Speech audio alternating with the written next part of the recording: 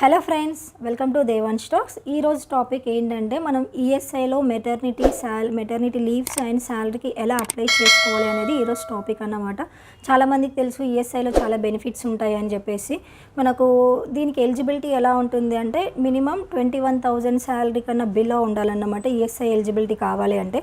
In case disable persons ఉంటే వాళ్ళకు 25,000 అంట. జస్ట్ నేను చెక్ చేశాను, అది నాట్ షూర్గా అయితే నాకు అదే ఐడియా లేదు. బట్ నార్మల్ పీపుల్కి అయితే 21,000 కన్నా బిలో ఉండాలి.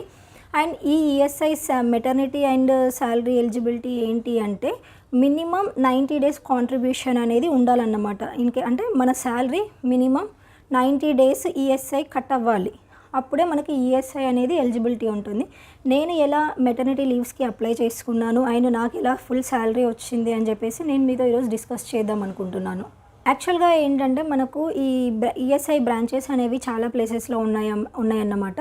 అయితే మనం డైరెక్ట్ హాస్పిటల్కి వెళ్ళడానికైతే పాసిబిలిటీ ఉండదు. బికాస్ ఏంటి అంటే మనకు ఇక్కడ ఒక్కొక్క లొకాలిటీలో ఒక్కొక్క డిస్పెన్సరీస్ అనేది ఉంటాయి, ఈఎస్ఐ డిస్పెన్సరీస్ ఉంటాయి అన్నమాట. ఫస్ట్ మనం డిస్పెన్సరీకి వెళ్ళాలి. డిస్పెన్సరీకి వెళ్ళి అక్కడ వాళ్ళకి మనం ఒకసారి చూపిస్తే వాళ్ళు మనల్ని మెయిన్ హాస్పిటల్కి రిఫర్ చేస్తారు. అండ్ మన ఆఫీసెస్ అయితే ఎక్కడైతే ఉంటాయో అక్కడ నియర్ బైలో ఏదైతే ఈఎస్ఐ ఆఫీస్ వస్తుందో అది మాత్రమే మనకి చూస్ చేసుకునే ఆప్షన్ ఉంటుంది. అండ్ మన కంపెనీ వాళ్ళు కూడా మనకు అదే ఇస్తారన్నమాట. లైక్ మా ఆఫీస్ ఏంటంటే మాకు నెరెడ్మెట్లో ఉంది ఆఫీస్, సో నాకు వచ్చేసి నాచారంలో ఇచ్చారన్నమాట. అండ్ డిస్పెన్సరీ వచ్చేసి మాకు మల్కాజ్గిరి డిస్పెన్సరీ ఉంది, అండ్ ఇక్కడ రాధిక దగ్గర ఒక డిస్పెన్సరీ ఉంది. అండ్ మా ఆఫీస్ వాళ్ళు మాకేం చేశారంటే మాకు మల్కాజ్గిరి డిస్పెన్సరీ ఇచ్చారు. నేనేం చేశానంటే వన్స్ కన్సీవ్ అయినాక మనకి ఏంటంటే మినిమం 5 to 6 చెకప్స్ అనేవి కంపల్సరీ ఉండాలి. దానికి నేను ఎలా అప్లై చేశాను అనేది నేను మీకు చూపిస్తాను. ఫస్ట్ మన ఆఫీస్లో ఏంటంటే మనకు ఒక ఈఎస్ఐ నెంబర్ అనేది వన్స్ మనం జాయిన్ అయినాక మనకి ఇవన్నీ ఫార్మాలిటీస్ అన్నీ ఫిల్ చేసుకున్నాక వాళ్ళు మనకు ఒక ఈఎస్ఐ నెంబర్ అనేది ఇస్తారన్నమాట. మనం ఏంటంటే కన్సర్న్ డిపార్ట్మెంట్ దగ్గరికి వెళ్ళేసి ఆ నెంబర్ మీద మనకు అప్లికేషన్ ఫామ్ అనేది కావాలి, మేము ఇట్లా ఈఎస్ఐకి వెళ్ళి చూపించుకోవాలనుకుంటున్నాము అంటే వాళ్ళు మనకు ఒక ఫామ్ అనేది ప్రింట్ తీసి ఇస్తారు. అది ఎలా ఉంటుందో నేను మీకు చూపిస్తాను. ఇలా ఫామ్ ఉంటుంది, ఇది మీరు చూడొచ్చు. ఫామ్ మా ఆఫీస్లో ఇలా ఇచ్చారన్నమాట. అండ్ కంపల్సరీ మనం ఇట్లా ఒక ఫోటో అనేది అటాచ్ చేసుకోవాలి.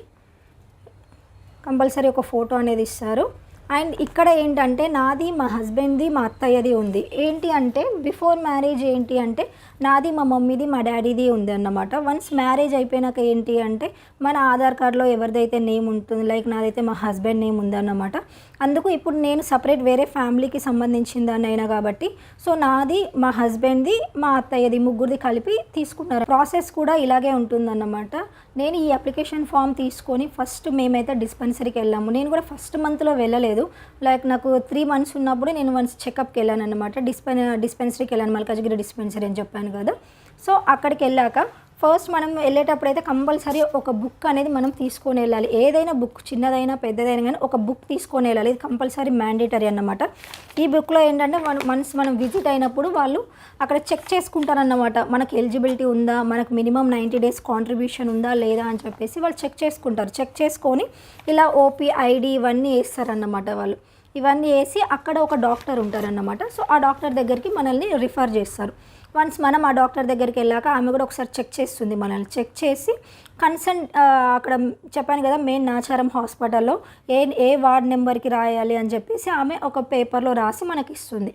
అక్కడ నుంచి మనం నాచారంకి వెళ్ళాలి. నాచారంకి వెళ్ళాక కూడా అక్కడ మనకి ఏంటి అంటే ఓపీ ఉంటుంది కదా, ఓపీ తీసుకోవాలి. అక్కడ మనకి ఎలిజిబిలిటీ ఉందా లేదా అని చెప్పేసి అక్కడ కూడా మనల్ని చెక్ చేపిస్తారు. మళ్ళీ డైరెక్ట్ ఇక్కడ వీలు తీసుకునేదే మనకు ఫైనల్ అయితే అవ్వదు. అక్కడికి వెళ్ళి మళ్ళీ అక్కడ చెక్ చేస్తారు మనకి ఎలిజిబిలిటీ ఉందా లేదా. ఎలిజిబిలిటీ ఉంది అంటేనే మనల్ని ఆ కన్సర్న్ ఇప్పుడు మెటర్నిటీది ఎవరైతే చూస్తుంటారో ఆ డాక్టర్ దగ్గరికి మళ్ళీ మనల్ని రిఫర్ చేస్తారు. అక్కడికి వెళ్ళాక ఏంటంటే మనకు అక్కడ కన్సర్న్ నర్సెస్ ఉంటారన్నమాట. వాళ్ళు ఏంటంటే మనకు BP checking and weight checking ఇవన్నీ చెక్ చేసేసి ఇలా ఒక యాంటీనెటల్ కార్డ్ అని చెప్పేసి ఒకటి మనకి ఇస్తారు. ఇదంతా ఫస్ట్ ఎంటీ ఉంటుంది. ఇక్కడ చూడండి, ఫస్ట్ నా డీటెయిల్స్ అనేది నోట్ చేశారు. డీటెయిల్స్, నా ఈఎస్ఐ నంబర్ ఇవన్నీ నోట్ చేస్తారన్నమాట. నోట్ చేసి ఈ కార్డు మనం డాక్టర్ దగ్గరికి తీసుకెళ్ళాలి. లోపల చాలా గైనకాలజిస్ట్ డాక్టర్స్ ఉంటారు అండ్ ట్రీట్మెంట్ కూడా చాలా బాగుంటుంది. అక్కడికి వెళ్ళాక వాళ్ళు ఏంటంటే మనల్ని ఒకసారి చెక్ చేసేసి ఇలా రాసిస్తారు మనకు. అంటే నేను ఫస్ట్ విజిట్ అయిందన్నమాట. ఫస్ట్ ఎన్ని విజిట్స్ ఉంటే అలా వేసుకుంటూ వెళ్తారన్నమాట. ఇక్కడ మీరు ఇక్కడ చూడొచ్చు. నేనైతే టోటల్ 4 విజిట్స్ వెళ్ళాను. ఇంకోటి ఏంటంటే మనం లోపలికైతే సింగిల్‌గానే వెళ్ళాలి. ఎందుకంటే మొత్తం అక్కడ లేడీసే ఉంటారన్నమాట. ఓన్లీ ప్రెగ్నెన్సీ లేడీస్ వరకు ఒక వార్డ్ అనేది ఉంటుంది. సో జెంట్స్‌ని గానీ, మన మదర్స్‌ని గానీ ఎవరిని అలో చేయరు. మనం సింగిల్‌గా లోపలికెళ్ళి రావాల్సిందే. బికాస్ వాళ్ళ రూల్స్ అండ్ ప్రొసీజర్స్ వాళ్ళకుంటాయి కదా! అండ్ ఇన్ఫెక్షన్స్ ఎవరికి రాకుండా, మదర్స్‌కి రాకుండా అని చెప్పేసి వాళ్ళు ఎవరిని అలో చేయరన్నమాట. ఇలా నేను కంటిన్యూగా ఒక 4 విజిట్స్ 1 మంత్ గ్యాప్‌తో 9th మంత్ వరకు వెళ్ళానన్నమాట. మధ్యలో ఒకసారి 2 మంత్స్ గ్యాప్ ఇచ్చాను, ఒకసారి 1 మంత్ గ్యాప్ ఇచ్చాను. అలా 9th మంత్‌లో వెళ్ళేటప్పుడు నాకు మా ఆఫీస్‌లో అన్నారనమాట. కొంతమంది మా ఆఫీస్‌లో కూడా ఇంతకుముందు మెటర్నిటీ లీవ్స్‌కి వెళ్ళిన వాళ్ళు ఉన్నారనమాట. నాకు కూడా ఫస్ట్ టైం కదా! సో నేను కూడా వాళ్ళ దగ్గర నుంచి కొంచెం హెల్ప్ అయితే తీసుకున్నాను. ఎలా ఉంటుంది ప్రాసెస్ ఏంటి అని. సో అందుకే నేను ఈ వీడియో చేస్తున్నాను. బికాస్ ఎవరికన్నా యూజ్ అవుతుంది కదా! చాలామందికి దీని గురించి ఐడియా అనేది ఉండదు. నేను కూడా యూట్యూబ్‌లలో చాలా సెర్చ్ చేశాను ఏదైనా ఇన్ఫర్మేషన్ తెలుస్తుందా అని చెప్పేసి. బట్ ఇంత క్లారిటీగా అయితే నాకైతే ఎక్కడ తెలియలేదు. అందుకే ఇది ఎవరికన్నా బేసిక్‌గా యూజ్ ఉంటుంది కదా అని నాకు ఈ థాట్‌తోనే ఈ వీడియో చేయడానికి ఒక థాట్ వచ్చిందన్నమాట. అయితే ఇక్కడ ఏమైందంటే నేను 9th మంత్‌లో లీవ్స్ రాపిచ్చుకుందామని చెప్పేసి వెళ్ళానన్నమాట. నాచారంకెళ్ళాను. నాచారంకెళ్ళేసి అక్కడ డాక్టర్‌తో వన్స్ చెకప్ ఈ ప్రాసెస్ అంతా ఉంటుందన్నమాట. ఎవ్రీ టైమ్ ఉంటుంది ఈ ప్రొసీజర్. లైక్ మనం డిస్పెన్సరీకి వెళ్ళాలి, తర్వాత నాచారంకి రిఫర్ చేస్తారు. ఇది ఎవ్రీ టైమ్ జరిగే ప్రాసెసే అన్నమాట. 9th మంత్‌లో వచ్చాక ఏంటంటే నాకు లీవ్స్ కోసం చెప్పాను. ఆమె నాకు లీవ్స్ రాసిచ్చింది. అండ్ ఆ లీవ్స్ తీసుకొని మనం డిస్పెన్సరీకి వెళ్ళాలి. అయితే నేను డిస్పెన్సరీకి వెళ్తే వాళ్ళు నాకేమన్నారంటే, ఇప్పుడే ఎందుకు తీసుకోవడం 9th మంత్‌లో, మీకు వన్స్ డెలివరీ అయినాక తీసుకుంటే మీకు 6 మంత్స్ కంప్లీట్‌గా బేబీతో ఉండొచ్చు కదా అని చెప్పేసి వాళ్ళు అన్నారన్నమాట. నా ఫ్రెండ్స్ ఇంతకుముందు మెటర్నిటీ లీవ్స్‌కి వెళ్ళారని చెప్పాను కదా! వాళ్ళకేంటంటే వాళ్ళు 9th మంత్ మధ్యలో వెళ్ళినా కూడా వాళ్ళకు లీవ్స్ అనేది రాశారు అండ్ డిస్పెన్సరీస్‌లో యాక్సెప్ట్ చేశారంట. బట్ నాకేంటంటే ఇక్కడ మల్కాజీ డిస్పెన్సరీలో వాళ్ళు ఏమన్నారంటే, లేదు ఇప్పుడు 9th మంత్‌లో అయితే ఇవ్వడం కుదరదు. వన్స్ డెలివరీ అయిన తర్వాతనే మీకు వస్తుంది అని చెప్పేసి వాళ్ళు అలా నాకు షాక్ ఇచ్చారు. సరే ఏదైతే ఏమైందిలే అని చెప్పేసి నేను కూడా వన్స్ డెలివరీ అయిన తర్వాత 10 డేస్‌కి రమ్మన్నారనమాట. డెలివరీ అయినాక నేను ఏప్రిల్ 2, 3కి అలా వెళ్ళాను. నాకు మార్చ్ 22కి డెలివరీ అయింది.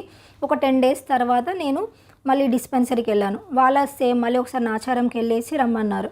నాచారంకి వెళ్ళి మళ్ళీ ఒకసారి కొత్తగా లీవ్స్ రాపిచ్చుకోవాలి అని చెప్పేసి అన్నారన్నమాట. దానికి ఏంటంటే మనం బేబీని కూడా తీసుకొని వెళ్ళాలి కంపల్సరీ అని చెప్పేసి మాకు డిస్పెన్సరీలో ముందే ఇన్ఫార్మ్ చేశారు. బేబీని చూసి డాక్టర్ లీవ్స్ రాస్తారు అని చెప్పేసి అన్నారు. దానితో పాటు డిశ్చార్జ్ సమ్మరీ అయితే కంపల్సరీ అడిగారు. బికాస్ ఎందుకంటే నేను వేరే హాస్పిటల్లో బయట ప్రైవేట్ హాస్పిటల్లో నేను చేయించుకున్నాను కదా! వాళ్ళకు ఒక ప్రూఫ్ ఉండాలి కాబట్టి డిశ్చార్జ్ సమ్మరీ అడిగారన్నమాట. అయితే వన్స్ అక్కడికి వెళ్ళాక ఏంటంటే ఆమె మళ్ళీ మొత్తం డిశ్చార్జ్ సమ్మరీ అవన్నీ చెక్ చేసుకొని నాకు కొత్తగా ఫ్రెష్ లీవ్స్ అనేది రాసి ఒక స్టాంప్ అయితే కంపల్సరీ వేయించుకోవాలి. మనం అక్కడ ఉంటుంది ఎక్కడ వేయించుకోవాలని, అక్కడ మనకు నర్సెస్ ఉంటారు అండ్ వార్డ్ మెంబర్స్ ఉంటారు, వాళ్ళందరూ మనకి చెప్తారు. అక్కడ స్టాంప్ వేయించుకొని మళ్ళీ ఆ కార్డ్ తీసుకొని ఆ పేపర్స్ అవన్నీ తీసుకొని మళ్ళీ మనం ఇక్కడ ఈఎస్ఐకి డిస్పెన్సరీకి రావాలన్నమాట. నేను ఒకసారి ఆ ఫామ్ మీకు చూపిస్తాను. ఇలా ఈ ఫామ్ మీద ఆ డాక్టర్ నాకు రాసిచ్చింది అనమాట. లీవ్స్ ఇవన్నీ రాసిచ్చింది. బేబీ ఎప్పుడు పుట్టింది ఏంటి అవన్నీ డీటెయిల్స్తో ఇవన్నీ నాకు ఇలా రాసి ఇలా ఒక స్టాంప్ అనేది, ఇది స్టాంప్, ఇది కంపల్సరీ వేయించుకోవాలి ఈ స్టాంప్ అయితే. ఓకేనా? వన్స్ డిస్పెన్సరీకి వెళ్ళినాక మళ్ళీ అక్కడ ఏంటంటే ఇక్కడ నాకు నాచారంలో అయితే బేబీని చూడలేదు. బట్ అక్కడ ఏంటంటే వాళ్ళు డాక్టర్స్ ఒకసారి బేబీని చూడాలి అని చెప్పేసి ఆమె బేబీని చూసి అప్పుడు నాకు లీవ్స్ అనేది ఏ డేట్ నుంచి ఏ డేట్ వరకు నాకు శాలరీ ఎలిజిబిలిటీ వస్తుంది అని చెప్పేసి ఆమె నోట్ చేసి ఇచ్చిందనమాట.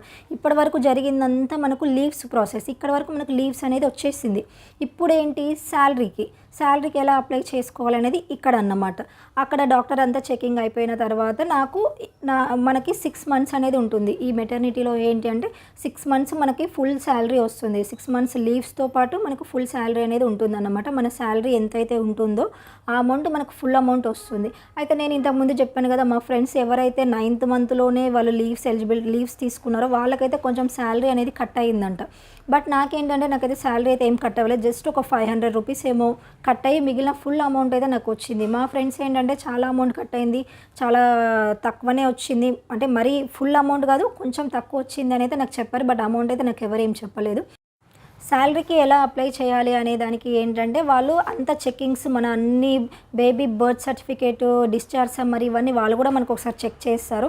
అండ్ ఇక్కడ మెయిన్ పాయింట్ నేను చెప్పేది ఏంటంటే బేబీ పుట్టిన వెంటనే మీరు బర్త్ సర్టిఫికేట్కి కంపల్సరీ అప్లై చేయండి.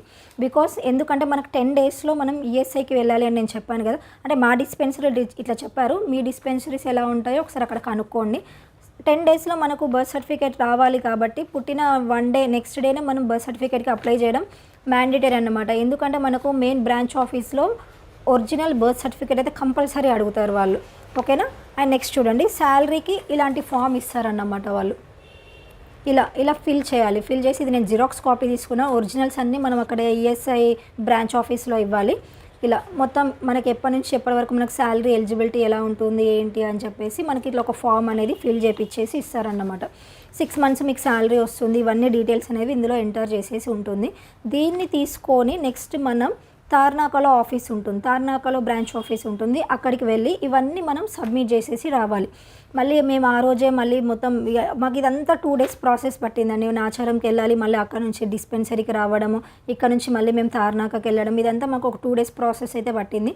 ఈ documents and birth certificate, discharge summary, నా Aadhaar card, my husband Aadhaar card, బేబీది ఒరిజినల్ బర్త్ సర్టిఫికేట్ అయితే కంపల్సరీ తీసుకొని వెళ్ళాలి. ఇవన్నీ తీసుకొని మేము తార్నాక ఆఫీస్కి అయితే వెళ్ళాము. అక్కడ వాళ్ళు ఇవన్నీ చెక్ చేసుకున్నారు. వన్స్ చెక్ చేసుకొని మాకు మన బ్యాంక్ డీటెయిల్స్ ఉంటాయి కదా, అవి కూడా కంపల్సరీ ఇవ్వాలి. ఇప్పుడు నాదే కాబట్టి నా బ్యాంక్ డీటెయిల్స్ అనేవి నేను ఇచ్చాను అన్నమాట. లైక్ జిరాక్స్ కాపీస్ అన్నీ, మన పాస్బుక్ జిరాక్స్ కాపీ ఇచ్చాను. ఇదంతా ప్రాసెస్ అయిపోయిన తర్వాత వాళ్ళు మనకు ఒక ఫామ్ అనేది ఇస్తారు. అది కూడా నేను మీకు ఒకసారి చూపిస్తాను. 2 ఫామ్స్ ఇస్తారు, నా దగ్గర ఒకటే ఫామ్ ఉంది. ఇలా ఒక ఫామ్ అనేది ఇస్తారన్నమాట.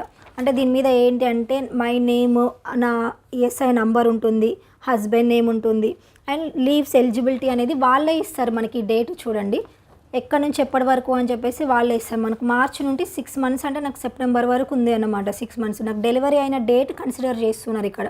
మీరు చూడొచ్చు 22 మార్చ్ అని ఉంది. ఇక్కడ నుంచి నాకు 6 మంత్స్ అంటే 19th సెప్టెంబర్ వరకు నాకు 6 మంత్స్ లీవ్స్ అనేది ఉందన్నమాట, మెటర్నిటీ లీవ్స్. అండ్ ఇక్కడ మా ఆఫీస్ డీటెయిల్స్ అనేవి వాళ్ళకు నోట్ చేసుకొని ఇస్తారన్నమాట. ఈ ఫామ్స్ అన్నీ ఫిల్ చేసి అక్కడ సబ్మిట్ చేశాక నాకు 10 డేస్ తర్వాత 1 మంత్ శాలరీ పడింది. ఫస్ట్ 1 మంత్ శాలరీ పడ్డాక వాళ్ళు ఏంటంటే మనకు ముందే చెప్తారనమాట. వన్స్ శాలరీ పడ్డాక ఒక 2 డేస్ తర్వాత రండి అని చెప్పేసి చెప్పారు. మళ్ళీ మేము 2 డేస్ తర్వాత 1 మంత్ అయిపోయినాక శాలరీ పడ్డ 2 డేస్కి మళ్ళీ వెళ్ళాం. మళ్ళీ సేమ్ ఇలాంటి ఫామ్ మళ్ళీ ఇస్తారు మనకు. ఇది మళ్ళీ ఫిల్ చేసి ఇస్తే అప్పుడు మళ్ళీ ఒక 2 మంత్స్ శాలరీ రిలీజ్ చేశారు. ఇట్లా 2 టైమ్స్ అయినాక నాకు ఏంటంటే సెకండ్ టైం పడ్డ తర్వాత నేను మళ్ళీ 2 డేస్కి మళ్ళీ వెళ్ళాలి కదా అని చెప్పేసి వెళ్తే వాళ్ళు ఏమన్నారంటే ఫుల్ అమౌంట్ ఇంకా మొత్తం బ్యాలెన్స్ ఒక 4 మంత్స్ అమౌంట్ ఏదో ఉందన్నమాట. నాకు 4 మంత్స్ అమౌంట్ మీకు మొత్తం వన్స్ మీరు మెటర్నిటీ లీవ్స్ అయిపోయినాక ఆఫీస్లో జాయిన్ అయినాక అక్కడ నుంచి మనం ఒక లెటర్ తీసుకొని వాళ్ళకి సబ్మిట్ చేయాలి అని చెప్పేసి అన్నారన్నమాట. అయితే ఆ లెటర్ కూడా వాళ్ళు మనకి ఈఎస్ఐ వాళ్ళే ఇస్తారనమాట. మనమే స్పెషల్గా ఇక్కడ నుంచి లెటర్స్ తీసుకెళ్లాల్సిన అవసరం లేదు. మేము జాయిన్ అయినాము అని చెప్పేసి వన్స్ అక్కడికి వెళ్తే వాళ్ళు ఒక లెటర్ ఇస్తారు. అక్కడ ఇక్కడ కన్సర్న్ డిపార్ట్మెంట్ ఎవరైతే ఈఎస్ఐ ప్రాసెస్ ఇదంతా చూసుకుంటూ ఉంటారో వాళ్ళ దగ్గర నుంచి ఒక సైన్ స్టాంపు తీసుకొని వాళ్ళకి ఇవ్వాలన్నమాట. సో సేమ్ ప్రాసెస్ నేను చేశాను. సైన్ స్టాంపు మా కన్సర్న్ డిపార్ట్మెంట్ హెడ్ దగ్గర తీసుకొని నేను వాళ్ళకైతే సబ్మిట్ చేశాను. సబ్మిట్ చేసిన ఒక 1 మంత్ తర్వాత నాకు ఫుల్ అమౌంట్ అయితే మొత్తం అమౌంట్ క్లియర్ అయిపోయింది. సో నాకు ఈఎస్ఐకి 6 మంత్స్ శాలరీ అయితే వచ్చింది. జస్ట్ ఒక 400 to 500 రూపీస్ ఏదో డిడక్ట్ చేసుకున్నారు. మేబీ వాళ్ళకి ఛార్జెస్ ఉండొచ్చు అవి. నాకైతే ఫుల్ అమౌంట్ అయితే వచ్చేసింది.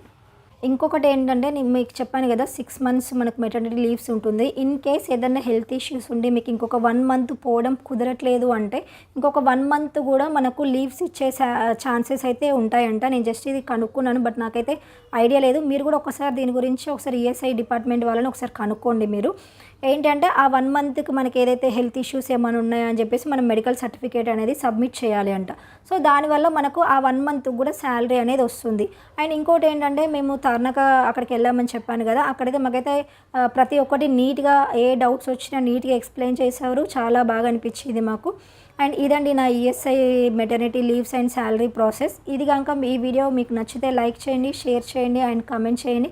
ఇన్ కేస్ మన ఛానల్ని ఎవరైనా సబ్స్క్రైబ్ చేయలేదు అనుకుంటే మాత్రం సబ్స్క్రైబ్ చేసుకోండి. ఇంకా ఇలాంటి ఇంట్రెస్టింగ్ వీడియోస్ నేను ఇంకెన్నో తీస్తాను. Thank you so much.